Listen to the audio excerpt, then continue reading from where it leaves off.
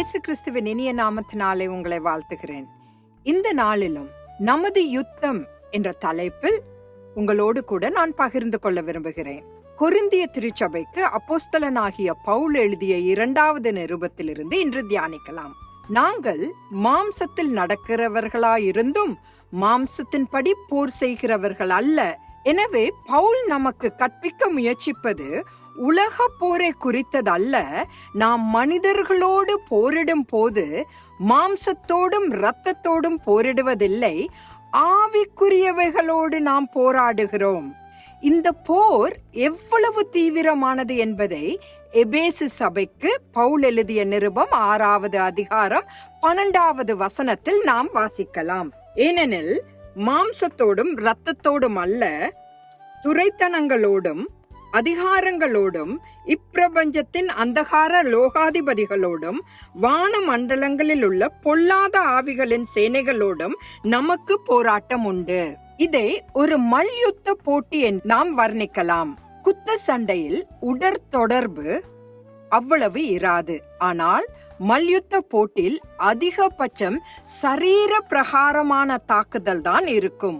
ஆவியானது கண்ணுக்கு புலப்படாததும் சில நேரங்களில் உண்மையில் நாம் போராடும் எதிரி யார் என்று கூட உணர முடியாததாகவும் இருந்தாலும் நம்முடைய சரீரத்தை அது அதிகமாக தாக்கும்.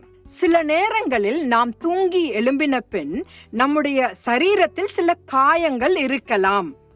அதை ஆங்கில அகராதியில் பார்த்தால் டெவில்ஸ் பிஞ்சஸ் என்று எழுதப்பட்டிருக்கிறது.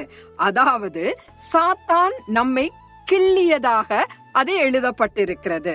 பல கிறிஸ்துவர்கள் நாம் தனியாக பிசாசை விட்டுவிட்டால் அவன் நம்மை தொந்தரவு செய்ய மாட்டான் என்று நம்புகின்றனர். ஆனால் இயேசுவுக்காக வாழும் போது நிச்சயமாக எதிரி வருவான். அதனால்தான் பவுல் நாம் சர்வாயுத வர்க்கத்தை தரித்து நிற்க வேண்டும் என்று எழுதுகிறார். அப்படியென்றால் நம் கையில் நாம் ஒரு விளக்கை ஏந்தி கொண்டு ஒவ்வொரு புதரிலும் ஒளிந்திருக்கும் பிசாசை தேடி அடிக்க வேண்டியது அவசியமில்லை. இயேசுவுக்காக நாம் சர்வாயுத வர்க்கங்களை அணிந்து நிற்கும் போது எதிரி நிச்சயமாக நம்மை தாக்குவதற்காக வருவான். வெளிப்படுத்தல் புத்தகத்தில் 7 சபைகளுக்கு சொல்லும் போது இயேசு மீண்டும் மீண்டுமாக ஜெயங்கொள்ளுகிறவன் ஜெயங்கொள்ளுகிறவன் என்ற வார்த்தையை பயன்படுத்துகிறார்.